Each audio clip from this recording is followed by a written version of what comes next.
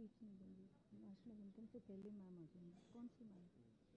Present ma'am? हाँ वो national, हाँ मेरे बोलने के बाद आएंगे। नेशनल एंथम के बारे में थोड़ा बोलो।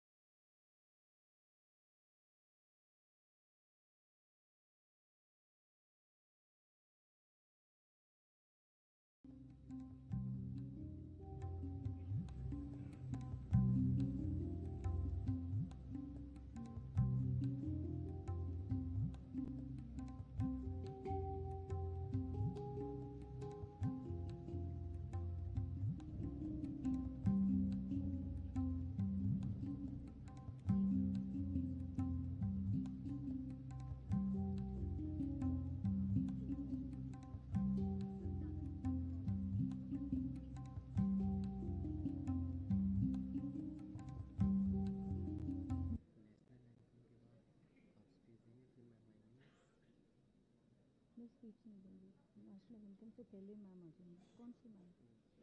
Present ma'am? हाँ वो नेशनल, हाँ मेरे बोलने के बाद रहेंगे।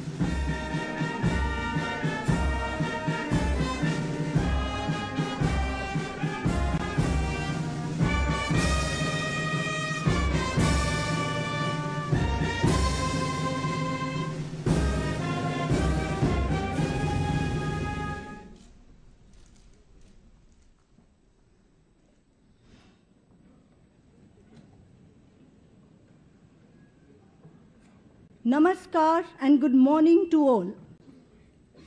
On behalf of the Chief Justice of India, judges of the Supreme Court and Supreme Court Bar Association, a very warm welcome to the inaugural function of the Constitution Day celebrations.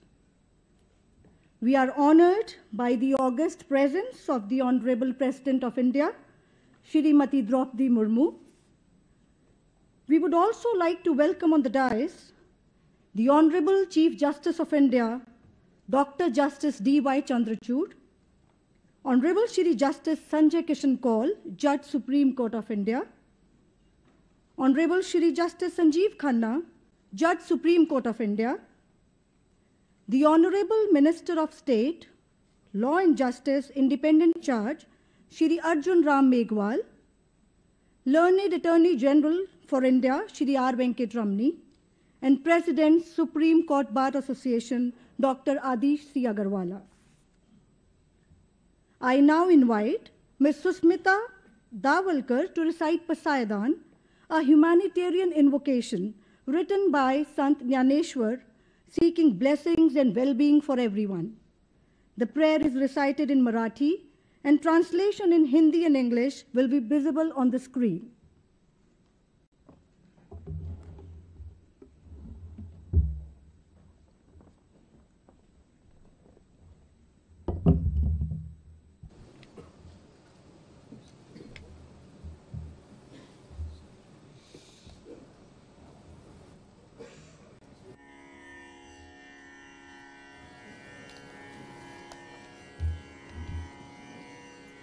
आता विश्वात्मके देवे येणे वाग्यज्ञे तोषावे तोषो निमज द्यावे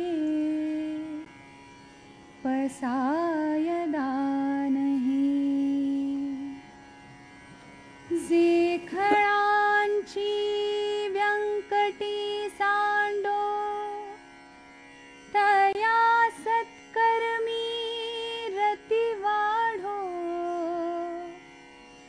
भूता परस्परे पडो मैत्र जीवांचे दुरिताचे तिमिर जावो विश्वस्वधर्म सूर्ये पावो जो जे वांछील तो तेला हो प्राणी जात वर्षत सकळ मंगळी ईश्वर निष्ठांची मांदियाळी अनवरत भूमंडळी भेट तू भूता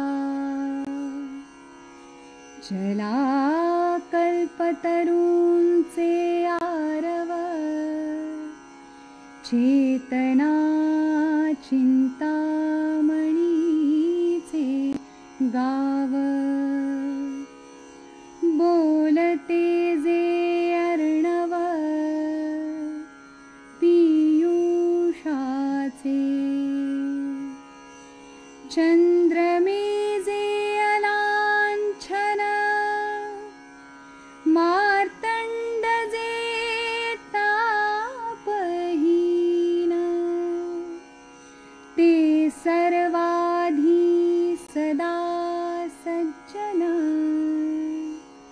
सोय रे हो तू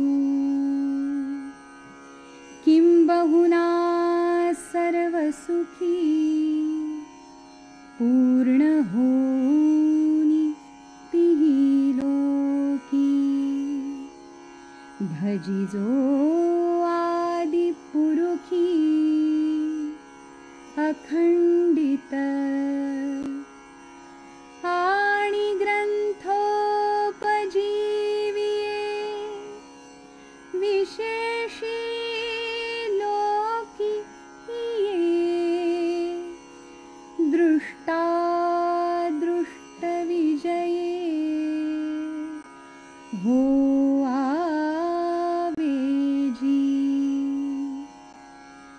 येथ म्हणे श्री विश्वेश्वराव हा होईल दान पसावो येणेवरे ज्ञानदेवो सुखिया झाला सुखिया झाला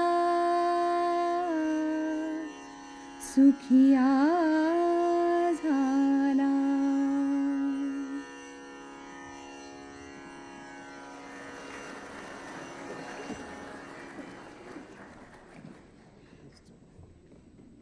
Thank you, Ms. Tavalkar. I now request Honorable Shri Justice Sanjay Kishan Kaul to give the welcome address.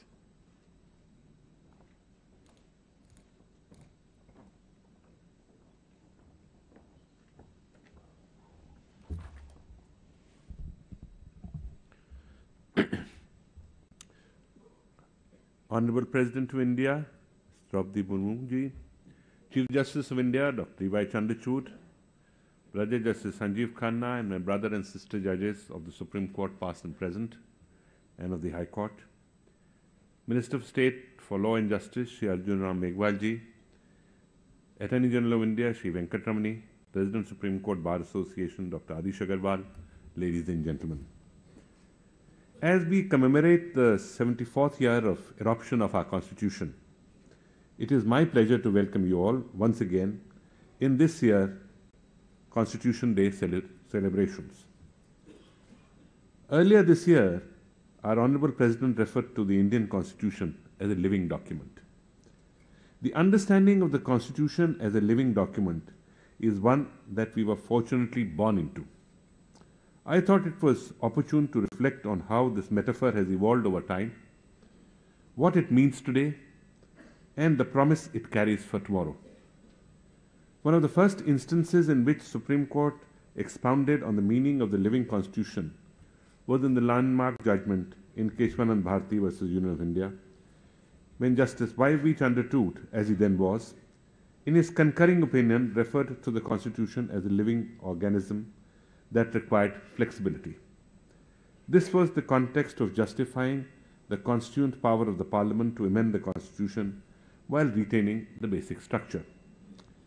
From the idea of the Constitution being flexible, the living Constitution has metamorphosed as to how we understand it today, which is that the Constitution is ever evolving.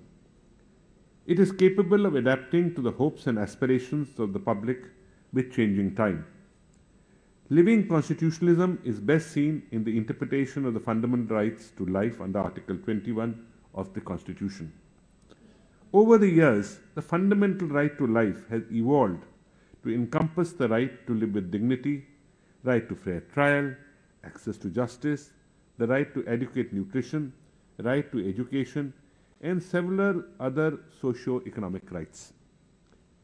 In case Puttaswamy versus Union of India and others, the Supreme Court recognized the right to privacy as a fundamental right, incorporating the idea of spatial privacy and decisional privacy or privacy of choice. This paved the way for the historic reading down Section 377 of the Indian Penal Code, 1860, a year later. Over the years, one thing has remained constant. The exercise of breathing life into the Constitution has largely been seen as a judicial project, in particular of the higher judiciary.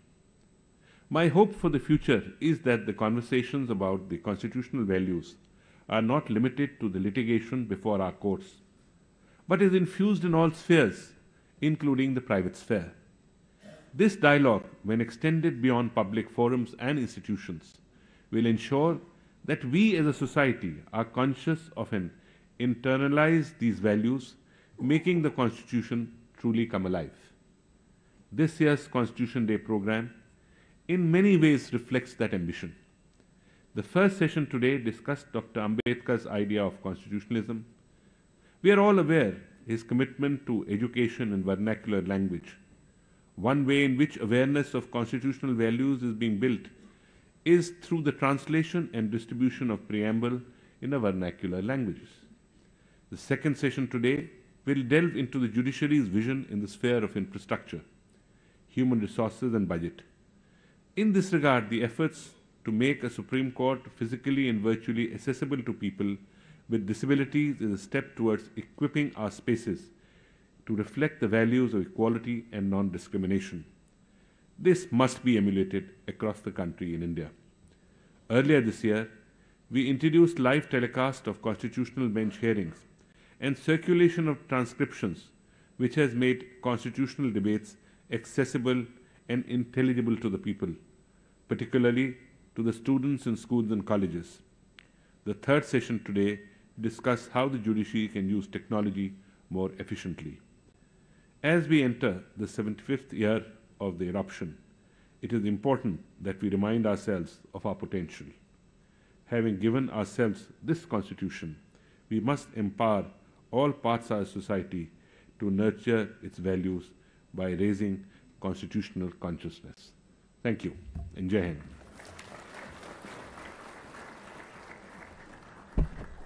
Thank you, sir. I now request President of the Supreme Court Bar Association, Dr. Adish C. Agarwala, to address the audience.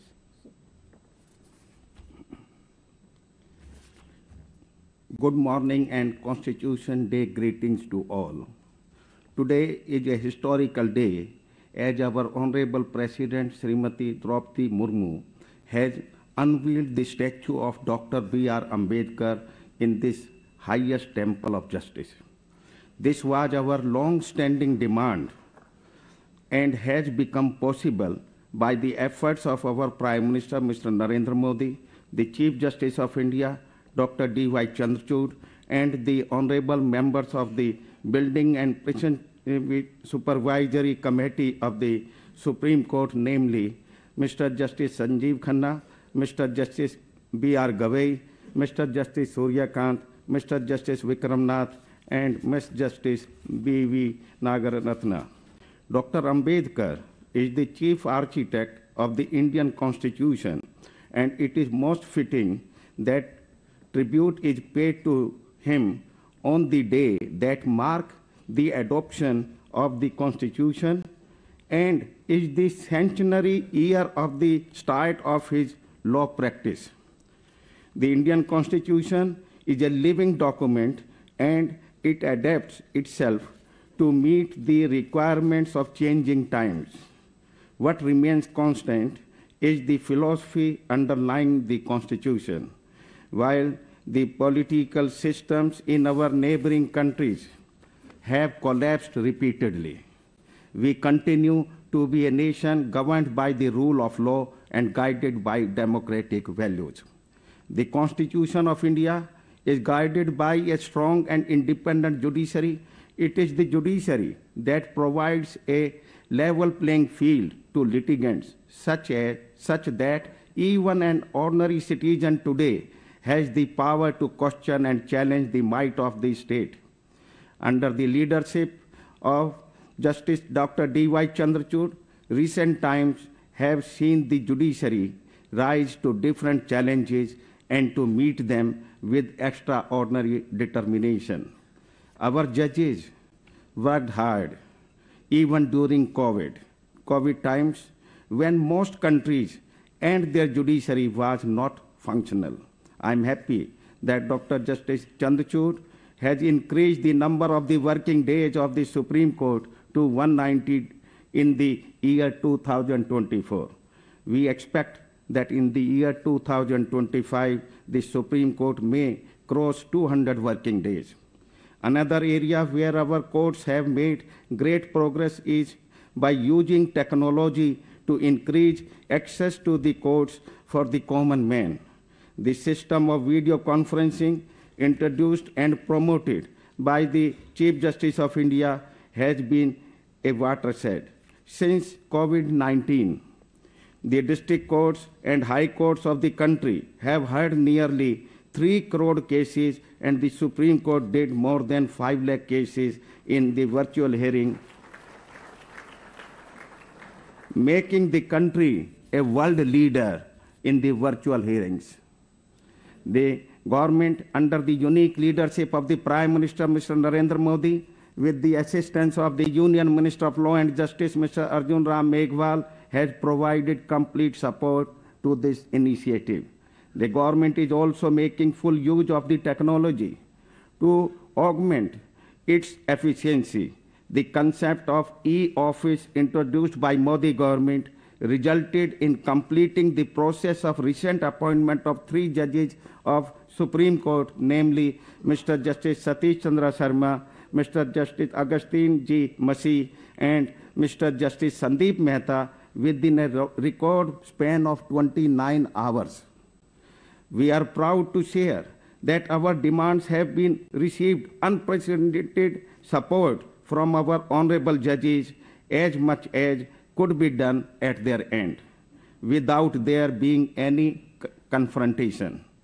We are also hopeful that soon the Government of India will accede to our request to introduce the Advocates Protection Bill in Parliament in this session, to provide the medical insurance and to make available land for chambers of lawyers.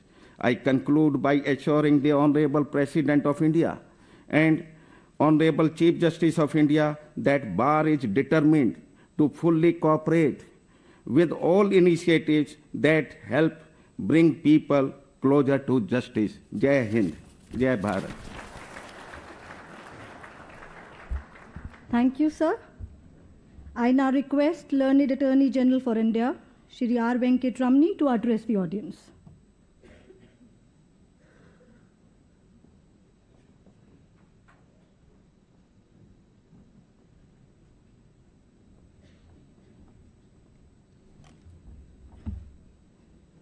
Her Excellency the President of India, Honorable Chief Justice, Honorable Justice Sanjay Kishan Kaul and Justice Sanjeev Khanna, Honorable Judges of the Supreme Court, Honorable Chief Justices, Judges of the various High Courts, President of the Supreme Court Bar Association, and before that, the Minister for Law and Justice, Sri Meghwal, and ladies and gentlemen. Every year, we assemble in solemn affirmation of and renewal of a common commitment to the Constitution. This is a collective exercise. The solemnity will continue to inform the exercise as long as our national tasks remain incomplete and the dharma of equality remain unfulfilled.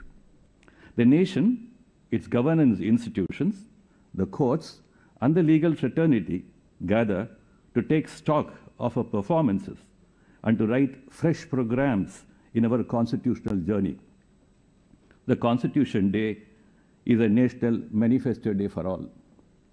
In an article by Baba Sahib Ambedkar titled Mr. Russell and the Reconstruction of Society, he makes a pertinent observation on Indian view of life and its influence on India's survival as an oldest country. He rightly says that there are many modes of survival and not all are equally commendable, and that it is not the survival but the quality and the plane of survival that matters. I think that we need to constantly talk and think about how the quality of lives of people and the working of the Constitution are in constant dynamics, and more particularly for the most deprived and the least advantaged, as John Rawls would put it. While India has progressively managed its constitutional demands of integrity of the Constitution in the midst of many contested legislative experiments, its flexibility bears strength to its sustenance. These are in a way the unique journeys of the Indian Constitution, and we owe it to the genius of Dr. Ambedkar, among others, who steered the ultimate course of the Constitution. The pledge all of us we will take on this day is a pledge to constantly looking at the quality of the constitutional march and the building of people's faith in its vitality. Many valuable principles and rules have been fashioned and experimented by courts to provide roadmaps on social and economic equality. Significant legislations have been enacted and public policies drawn towards distributive justice. Experiments of various sorts in empowering the deprived sections of the community, empowering educationally and economically, have been undertaken. Given the vastness of areas and the peoples who are in need of attention and support, there are always tasks which remain to be done. But even in areas which have been well attended to, such as access to education or access to justice, several outstanding issues keep challenging the effectiveness of the contents of the law or of the procedures. While literacy percentage has increased, the persistence of interstate inequalities by reason of caste or other status quo factors continue to plague the even tempo of peace and progress. The legal education scene, with its problems of unequal quality of outcomes and ill-equipped institutions, demand a ceaseless attention. The need to meet the aspirations of students from private colleges while not compromising on ethics and quality is a task which is being postponed. Even as the legal fraternity is not directly engaged in these matters, they are matters of concern for us. This calls for more and more debates on rule of law, and rule of law is a non-violent revolution. As we bring more and more subjects into rule of law canvas, we bring accountability and transparency into governance, and more importantly, a paradigm shift in our values. I think the bar has slipped a bit from engaging in its social obligations, mandates, and has morphed into a mere litigation engine. I also think it is equally important that the bar invokes the resource of public interest litigation wisely, responsibly, and not frivolously, reducing it to its constitutional value. The tasks before the legal fraternity are many. The legal profession has to enter its next generation of social responsibilities. The profession cannot be a litigation-focused institution. The constitutionally promised benefits of access to justice to all cannot be a mere litigation access. Resolution of disputes and differences cannot continue through the adversarial system. It is the poor, the marginalized, and the economically weaker sections that suffer the vicissitudes of adversarial system, more particularly in administration of criminal justice. The need for a national platform of legal reforms at the level of the bar is urgent. We can act as catalytic agents even outside the law commission process. I am pursuing with the government the subject of litigation management policy, and the government has taken on the matter very earnestly. I am happy to state that the data collection and analysis work is on, and a policy framework can emerge very soon. I must appreciate the government for its sincere engagement in this subject. With the enactment of mediation law, we need to take a long jump into pushing the mediation philosophy as the major guiding force towards dispute avoidance and dispute resolution. I appeal on behalf of the Indian Bar to all governments to prioritize their focus on mediation as the only lasting and economically wise system of settling issues and differences. I am sure that the central government will take its lead in this regard and travel an extra mile to set examples.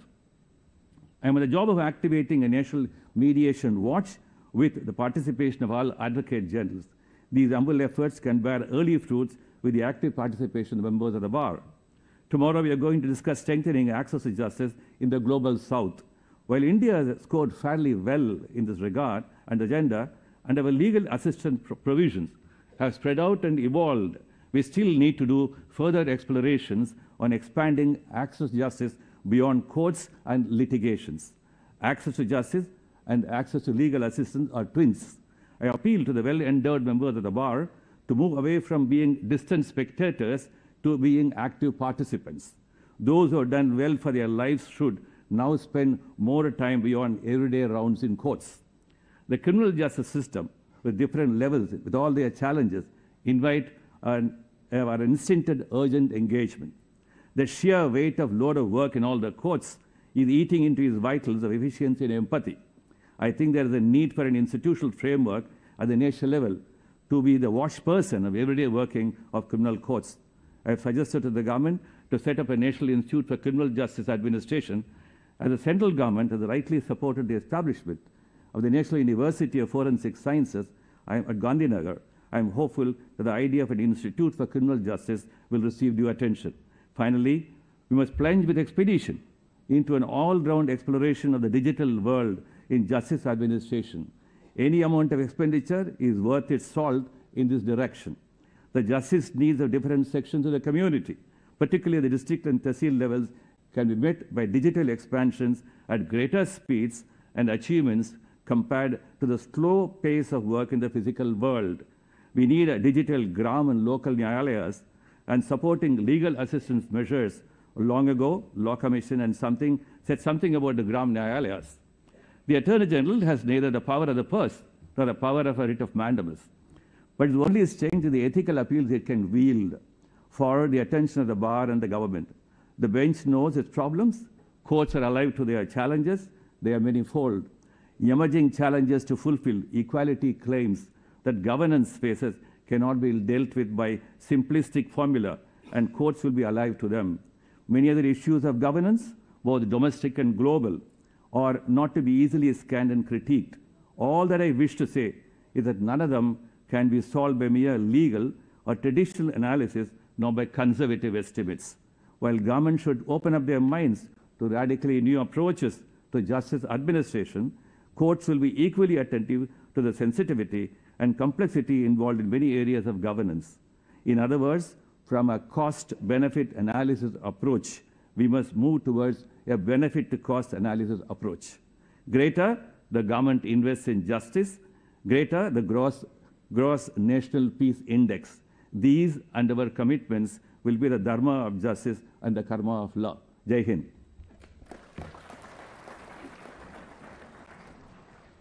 Thank you, sir. May I now request Honorable Minister for State, Law and Justice, Shri Arjun Ram Meghwal, to address the audience.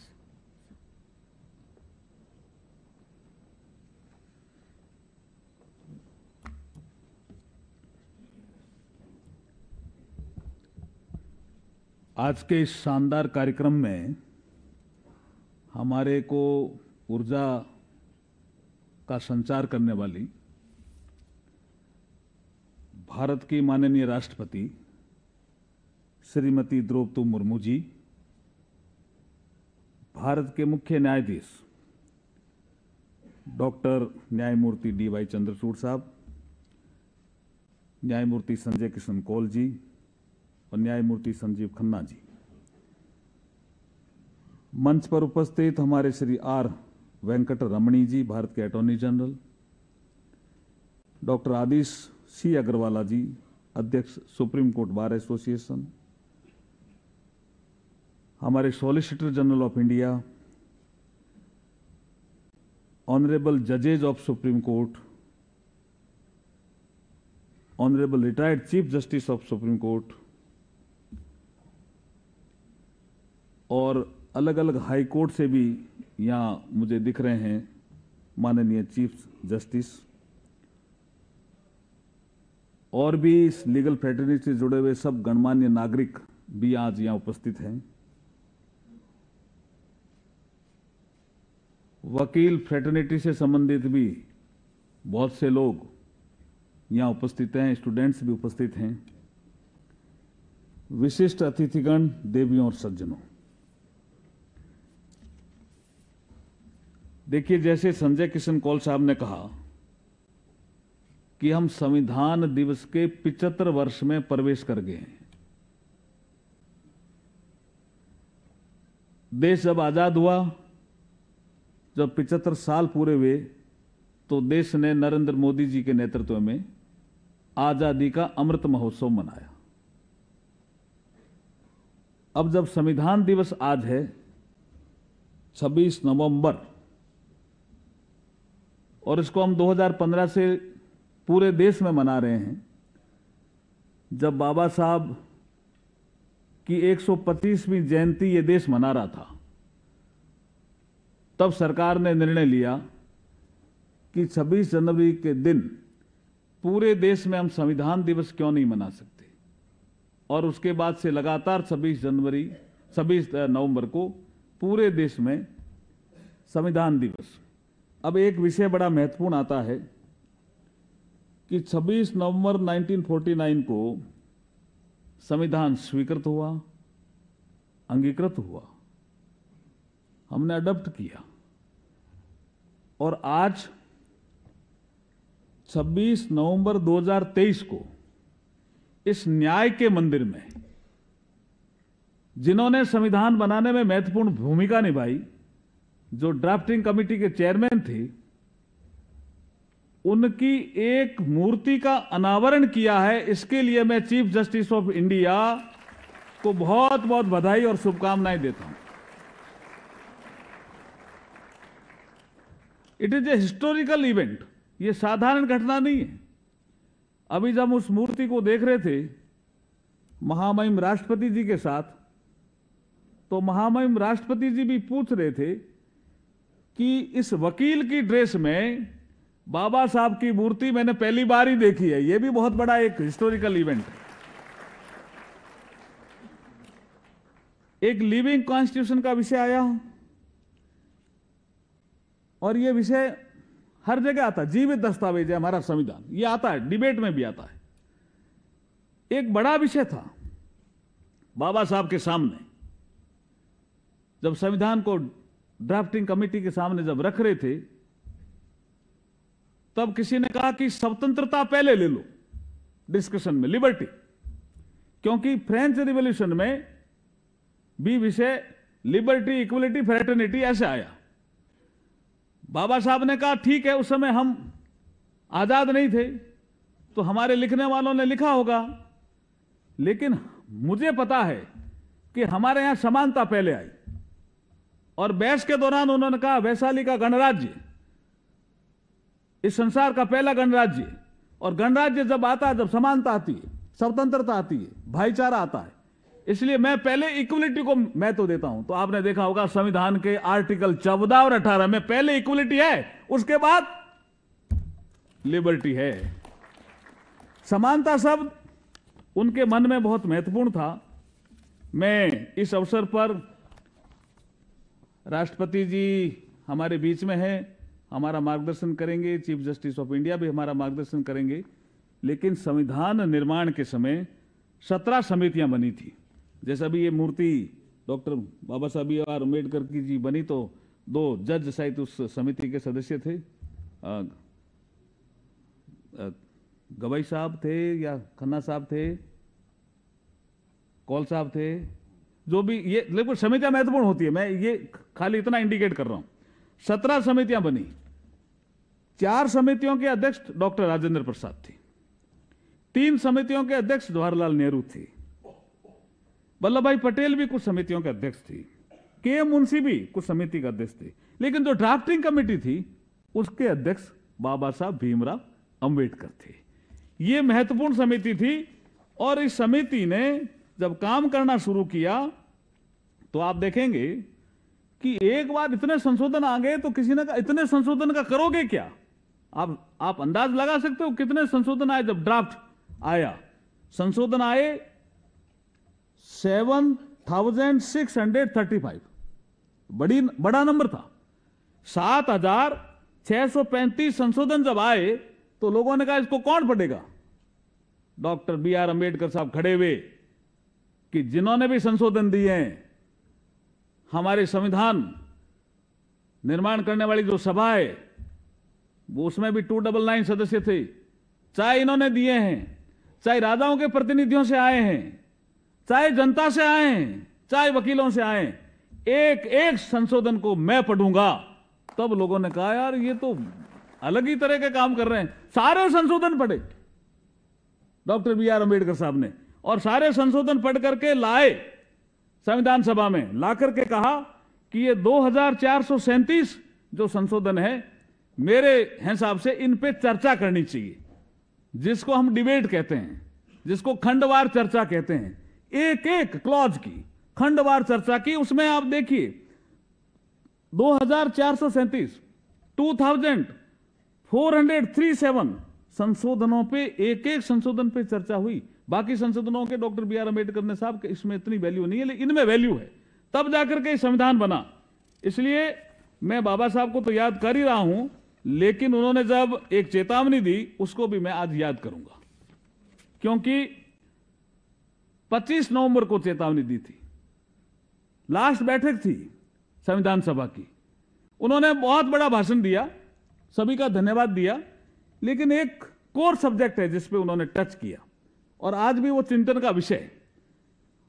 अपने भाषण के अंत में quote unquote है, अपने भाषण के अंत में देश के नागरिकों को देश के सामाजिक व आर्थिक क्षेत्र में व्याप्त घोर विषमताओं का जिक्र करते हुए कड़ी चेतावनी देते हुए बाबा साहब ने कहा 26 जनवरी 1950 को संविधान लागू करके देश लोकतांत्रिक होगा। We will be the democratic country. इसके बाद हमारे देश में राजनीतिक समानता होगी। We will enjoy political equality. मगर आर्थिक और सामाजिक क्षेत्र में असमानता रहेगी। मेरे मन में विचार आया कि ऐसे में हमारे लोकतांत्रिक संविधान का भविष्य क्या होगा? हम इसे स्थायी रूप से स्थापित कर पाएंगे या एक बार फिर असफल होंगे? राजनीति में हम एक व्यक्ति एक वोट एक मूल्य को मान्यता देंगे, हमारे आर्थिक और सामाजिक क्षेत्र में इसे नकारेंगे, अर्थात हम विषमताओं को जीवन में प्रवेश करने जा रहे हैं। We are entering into a contradiction. हम विषमताओं के जीवन में प्रवेश करने जा रहे हैं। यदि लंबे समय तक हम इसे नकारते रहेंगे तो हम हमारे राजनीतिक लोकतंत्र को भी खतरे में डालेंगे। हमें यह कोशिश लगातार करनी चाहिए कि प्रजातंत्र हमारे सामाजिक आर्थिक क्षेत्र में पूरी तरह समा जाए। मैं अब पीछे मुड़ के देखता हूं, सरकारों ने भी काम किया। आज हम न्याय के मंदिर में बैठे हैं। क्या शानदार कोई जजमेंट पीएन भगवती साहब ने दिया होगा साहब कि हमारे इस देश में सामाजिक आर्थिक असमानता है, कोई आदमी रिट करने के लिए नहीं आ सकता, पैसा नहीं दे सकता, वो पोस्ट कार्ड लिखे मैं इसको रिट मानूंगा। यही बाबा साहब ने जो कहा था उस दिशा में उन्होंने कदम उठाया था। क्या विषय सीएनजी का हमारे ध्यान में नहीं है क्या? दिल्ली में रहने वाले लोग सब जानते हैं कि सीएनजी में कुछ लोगों ने कहा कि दिल्ली रहने लायक नहीं है। क्या हम धुएं में रहेंगे? क्या कुछ मकान होंगे जिसमें लॉन होंगे? आम नागरिक ने ऐसा सोचा। धुएं से कैसे मुक्ति मिल सकती है? मैं सुप्रीम कोर्ट का धन्यवाद करता हूं कि सीएनजी जैसा फैसला देकर के दिल्ली को भी धुएं से मुक्त करने का प्रयास किया। ये सब प्रयास चलते रहे। सरकारों ने भी काम किया, सुप्रीम कोर्ट ने भी काम किया, एग्जीक्यूटिव ने अपना काम किया, तब जाकर के हम लोकतंत्र को मजबूत कर पाए। हमारे आसपास देश आजाद हुए थे, पाकिस्तान हमारे साथ ही आजाद हुआ, श्रीलंका पहले हुआ लेकिन डिस्टर्बेंस, नेपाल में डिस्टर्बेंस, म्यांमार में डिस्टर्बेंस, बांग्लादेश भी कोई ठीक दिशा में चला हुआ ऐसा नहीं है। लेकिन हम क्यों ठीक दिशा में चलते रहे? उसका एक ही बड़ा कारण है कि हमारे पास लिविंग डॉक्यूमेंट था, कॉन्स्टिट्यूशन, जिसको आज हम मना रहे हैं संविधान दिवस के रूप में, जिसके कारण हमारी ताकत भी आगे बढ़ी, संसार में भी हमारी ताकत आगे बढ़ी, संसार के देश भी हमारा लोहा मान रहे हैं और हम बहुत सी विपरीत परिस्थितियों से भी निकले।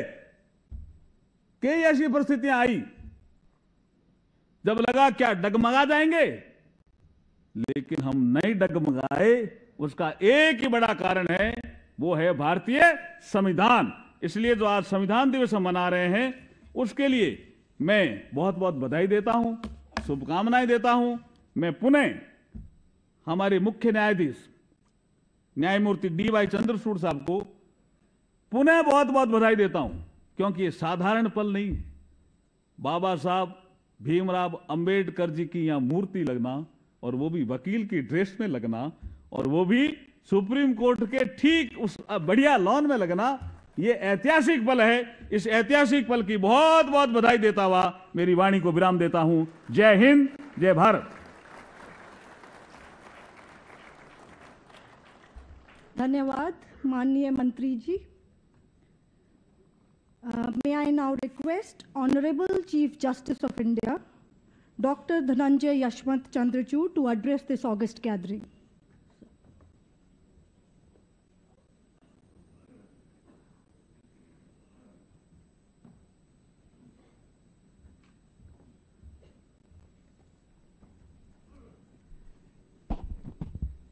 The Honorable President of India, Srimati Draupadi Murmu ji, my distinguished colleagues, Justice Sanjay Kishan Kaul, Justice Sanjeev Khanna, my colleagues, judges of the Supreme Court, Minister of State of Law and Justice, Independent Charge, Shri Arjun Ram Meghwal ji, Chief Justices and judges of the High Courts, former Chief Justice of India, former judges of the Supreme Court, Attorney General for India, Mr. R. Venkatramani, Solicitor General, Mr. Tushar Mehta, Chairperson of the Bar Council of India, Mr. Manan Kumar Mishra, President of the Supreme Court Bar Association, Dr. Adish Agarwala, and members of the Executive Committee, Mr. Manoj Mishra, President of the Supreme Court Advocates on Record Association, and members of the Executive Committee, senior advocates, members of the bar, guests, and last but not the least, our backbone, the Supreme Court Registry. Namaste. We gather here to honor the adoption of our Constitution. This is a sentence we have heard several times today, and will hear several more times over the course of the day. I want to first take a step back and ask why. India already celebrates an Independence Day on 15th August and a Republic Day on 26th January. Why then a separate Constitution Day? The answer lies in the success of our democracy as compared to the countries which gained independence from colonialism at the same time as India. Indeed, the history of decolonization across the world is full of examples of countries that have thrown open the doors of independence only to falter at the steps of self-government. Dr. B.R. Ambedkar, the architect of the Constitution, and whose statue President Murmu unveiled a few minutes ago, asked in his final address to the Constituent Assembly, what would happen to India's democratic constitution? Will she be able to maintain it, or will she lose it again? India not only maintained her constitution, but also the people imbibed it and internalized the constitution as a symbol of their aspirations. Celebration of Constitution Day thus symbolizes the social life of an independent nation. Our Constitution has allowed us to take the unbridled passions and energy of the people and streamline them through institutional structures of government. So when we say today that we honor the adoption of the Constitution, first and foremost, we honor the fact that the Constitution exists, and secondly, that the Constitution works. The Constitution and its framers successfully channeled energies of independence to build a ship and chart a course for liberty, equality, and fraternity. As we honor their achievements, we must also recognize our generation's solemn duty to keep the ship afloat ensure that there is wind in her sails, and continue the journey. The Constitution of India is going to enter into its 75th year since its adoption. The Supreme Court of India, which came into existence on 28 January 1950, is also going to its 75th year since its founding.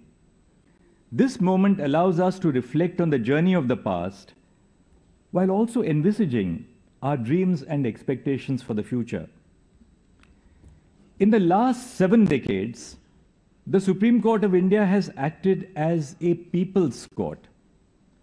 Thousands of citizens have approached its doors with the faith that they will get justice through this institution.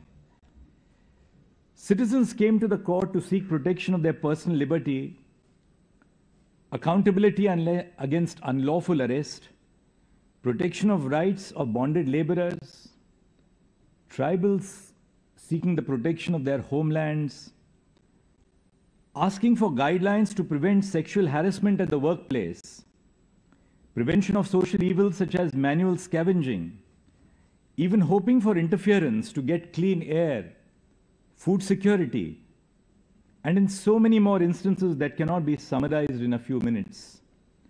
These cases are not just citations or statistics for the court. These cases resemble the expectations of the people from the Supreme Court, as well as the court's own commitment to deliver justice to the citizens. Our court is perhaps the only court in the world where any citizen, no matter who they are or where they come from, can set in motion the constitutional machinery of the Supreme Court simply by even writing to the Chief Justice of India. From the postcards of the paper age to a simple email in the digital age, that is all that it takes to move the Supreme Court for an urgent case listing, sometimes even on the same day. Apart from ensuring that the citizens get justice through its judgments, the Supreme Court of India has been making continuous endeavors to ensure that its administrative processes are citizen-centric, so that the common citizen feels a connection with the working of the court. Courts are now live streaming their proceedings. This decision was taken with the view that the citizen should know what is happening inside the courtrooms. Constant media reporting about the proceedings of the courts indicates the engagement of the public with the working of the courtrooms. The Supreme Court also took a decision to translate its judgments to regional languages with the help of artificial intelligence and machine learning. As of 25 November 2023, the Supreme Court had delivered 36,068 judgments in English from the date of its first sitting. But proceedings before our district courts are not conducted in English. All of these judgments are, true enough, available now for free on the e-Supreme Court Reports e-SCR platform of the court, which was launched in January this year. The platform has been helpful not just for lawyers, but also for law students who may not have the means to subscribe to commercially published law reports. This increased accessibility of the court decisions to the public. Today, we are launching the e-SCR in Hindi as 21,388 judgments have been translated into Hindi, vetted and uploaded on the e-SCR portal. e-SCR Hindi will allow the users to search for judgments in Hindi. The rest of the judgments translated into Hindi are being vetted and shall be uploaded soon. Besides, 9,276 judgments as of last evening have been translated into other Indian languages, which include Punjabi, Tamil, Gujarati, Marathi, Telugu, Odia, Malayalam, Bengali, Kannada, Assamese, Nepali, Urdu, Garo, Khasi, and Konkani. These judgments have also been uploaded to the e-SCR portal. While the judiciary embraces technology, we have also launched e-Seva Kendras, in all courts to ensure that no citizen is left behind in the judicial process. Technology is not meant to distance us from our citizens, but to take us into the lives of our citizens. We embrace our citizens as co-equal partners in a shared national endeavor. Last year, on Constitution Day, the Honorable President of India raised the concern of overcrowding of prisons and incarceration of citizens from marginalized backgrounds. Respected President, ma'am, I want to assure you that we are constantly working to ensure that legal processes become easier and simplified so that citizens do not languish in jails unnecessarily.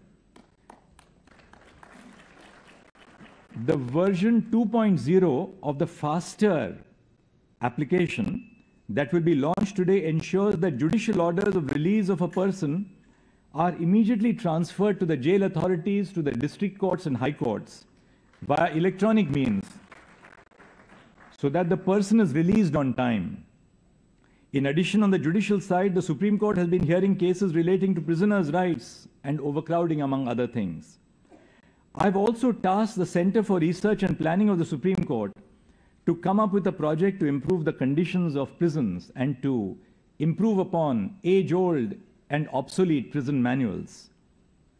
The goal behind these initiatives has been to ensure that the people feel that the constitutional institution of the judiciary is working for them. Similarly, the statue of Dr. Ambedkar that we unveiled today in the Supreme Court premises is an extension of the thought that the right to approach the court is the heart and soul of the Constitution, as Dr. Ambedkar famously said.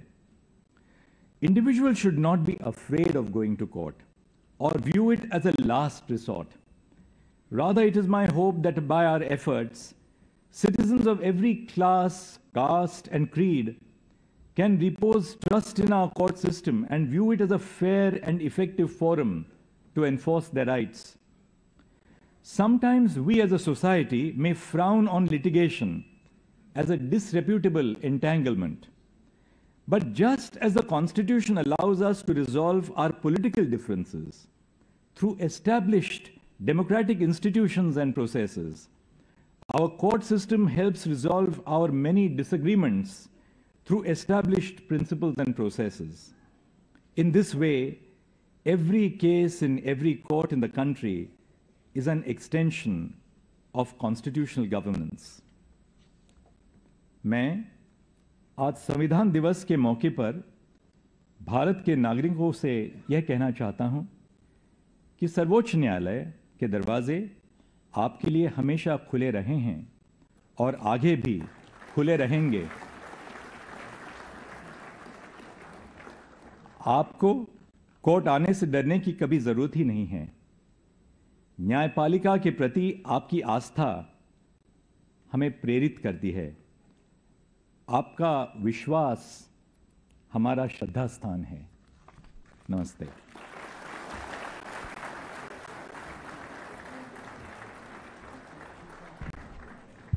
Thank you, Honorable Chief Justice. Under your guidance and leadership, the Indian judiciary is headed towards electronic advancements and much needed inclusivity. On this special occasion, may I now request the Honorable Chief Justice of India to present the first copy of Indian Judiciary's Annual Report 2022-23 to the Honorable President of India.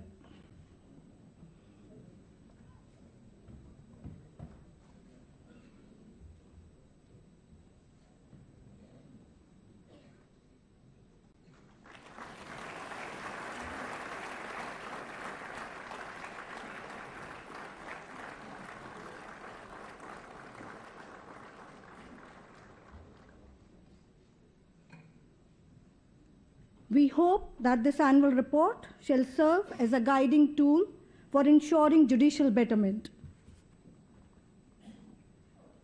May I now request the Honorable President of India to launch the Virtual Justice Clock, ESCR Hindi, and Faster, Fast and Secure Transmission of Electronic Records version 2, which are recent e-initiatives of the Supreme Court of India.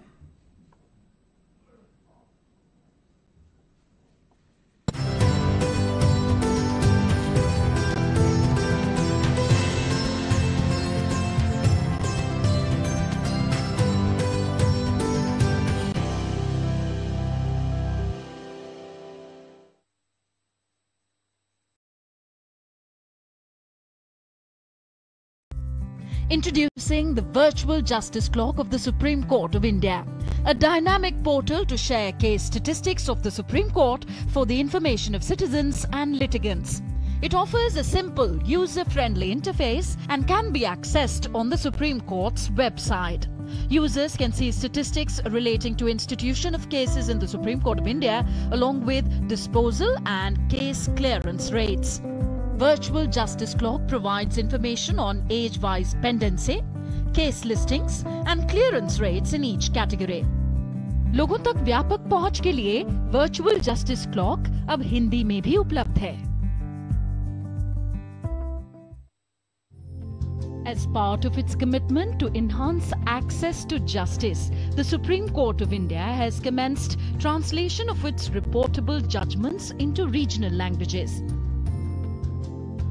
A total of 36,068 judgments have been translated into Hindi by using machine learning technology, and out of these, 20,000 judgments have been made available in the ESCR portal.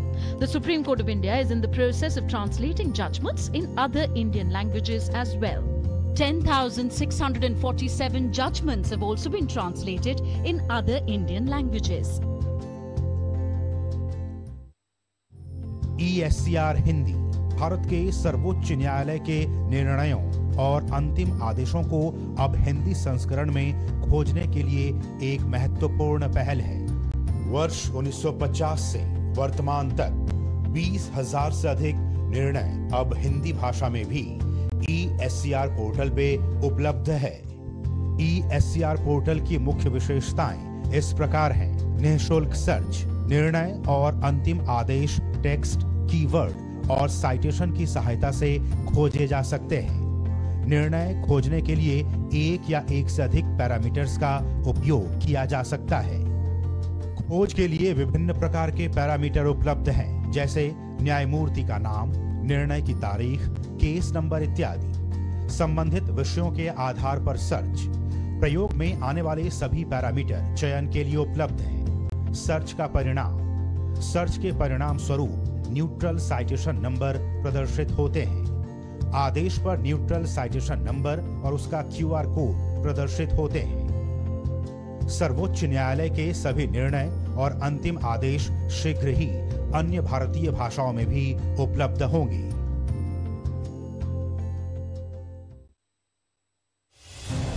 Last year, on the Constitution Day, the Honorable President of India had raised concern regarding the plight of under-trial prisoners.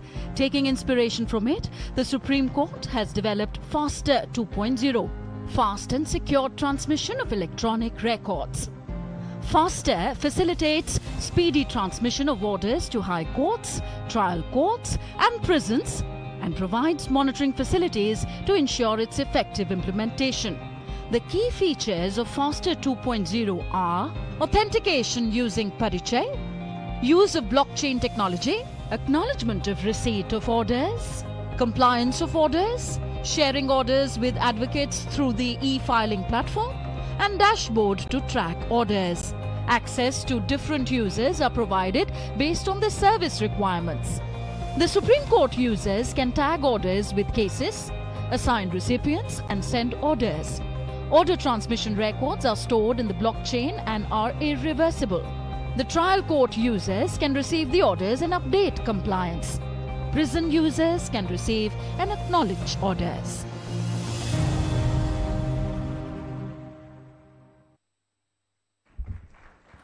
That these initiatives will ensure fast-track services and strengthen the way to access to justice.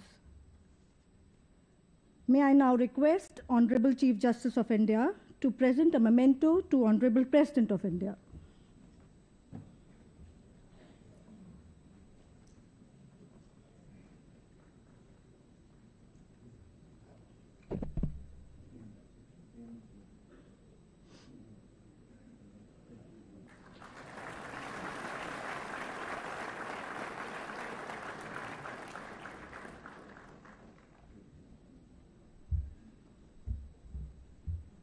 On this momentous occasion, may I now request the Honorable President of India, Shrimati Draupadi Murmu, to address the gathering.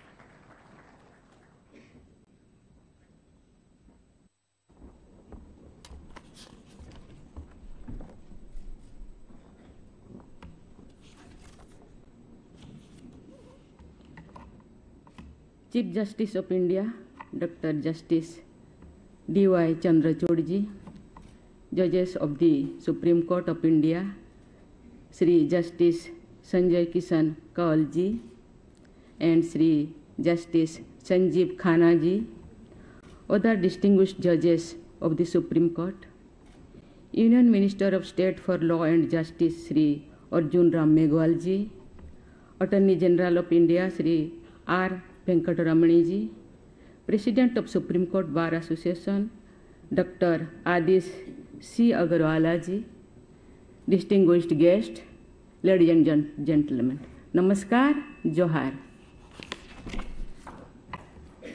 I am happy to be here among you on the Constitution Day, an occasion of great national importance.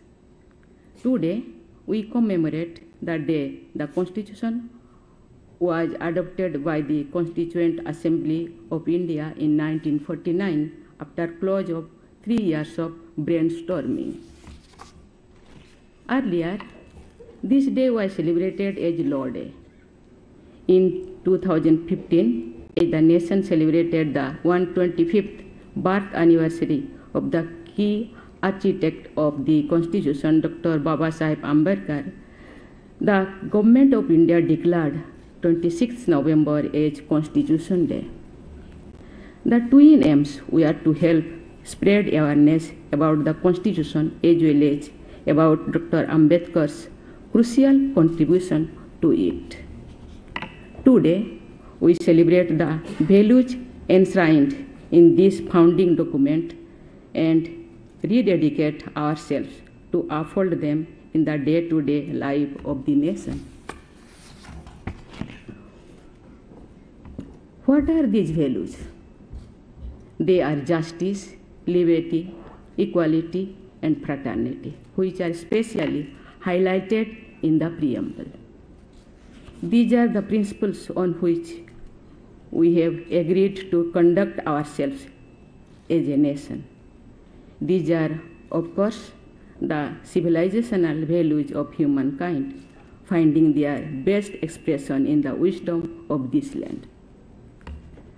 During a collective journey from darkness to light over the centuries, people in different parts of the world have rediscovered the same repeatedly. In our case, it was during the great freedom struggle that we came to realize their importance once again.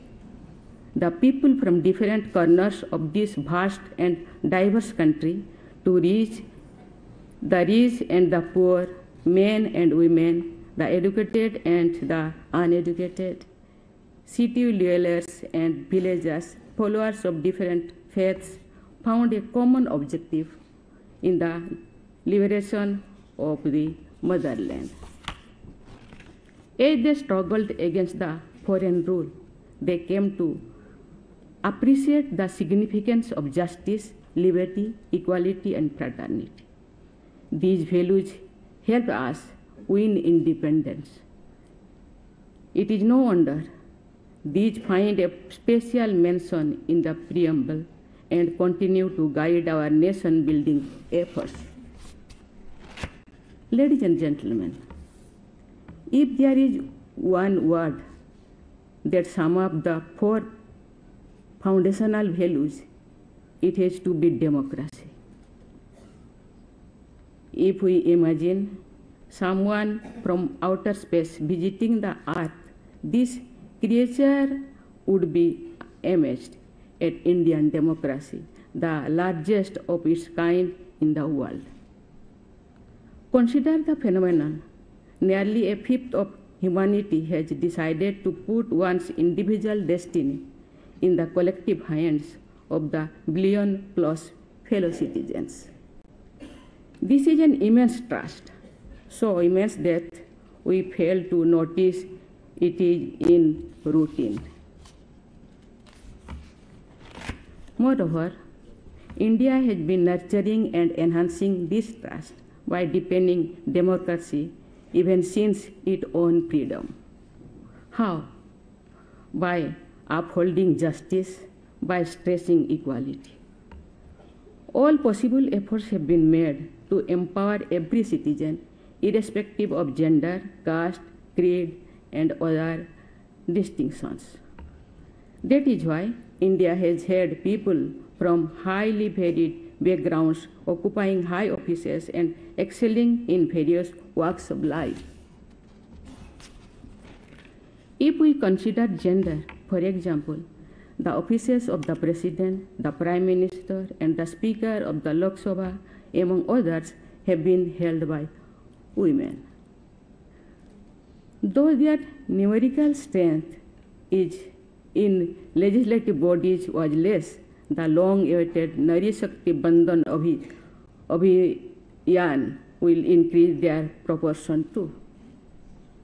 In the bureaucracy, armed forces as well as scientific and technological research institutions, women's representation has been rising.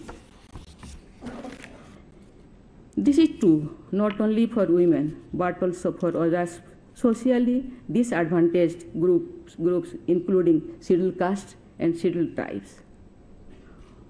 While the place of the judiciary in the constitutional framework remains rather unique, I am confident that this institution too has been welcoming diversity with open arms. More varied representation of India's unique diversity on bench and bar definitely helps serve the cause of justice better. On way to hasten this diversification process can be the creation of a system in which judges can be recruited from varied backgrounds through a process which is merit-based, competitive and transparent. मैं बहुत भाग्यशाली हूँ। President होने के बाद मुझे बहुत सारे central universities, state universities, IIM, IIT, बहुत सारे अनुष्ठान मुझे जाना पड़ता है। जब मैं देखती हूँ हमारे देश के बच्चे इतने टैलेंटेड हैं, पता नहीं उन दिनों दुनिया के लोग भारत को कैसे देखते हैं, लेकिन आज भारत को देखने के लिए दुनिया के लोग उत्सुक हैं। मैं बहुत भाग्यशाली हूँ। कभी कभी उन बच्चों से मैं इंटरेक्ट करती हूँ, इतने टैलेंटेड है, मुझे लगता है ऐसे कुछ किया जाए। कभी कभी मैं पूछती हूँ उनको, आप क्या बनना चाहते हैं? कोई तो IAS IPS कहते हैं, कोई कहते हैं नहीं हम जुडिशियरी में जाना चाहते हैं। तो ऐसे कुछ किया जाए, वो बच्चे आसानी से यहाँ आ पाए। मुझे लगता है यंग है, टैलेंटेड है, एनर्जेटिक है, देश के लिए समर्पित है। ऐसे कुछ किया जाए और मुझे पता नहीं नियम में क्या लिखा है, आप सब यहाँ मौजूद है। ऐसे कुछ किया जाए कि वो बच्चे चुन के यहाँ आ सके। IAS के लिए कुछ प्रोविज़न है, IPS के प्रोविज़न है, स्टेट में भी बहुत सारे प्रोविज़न है। वो बच्चे अपना कोई UPSC कोई क्या दे करके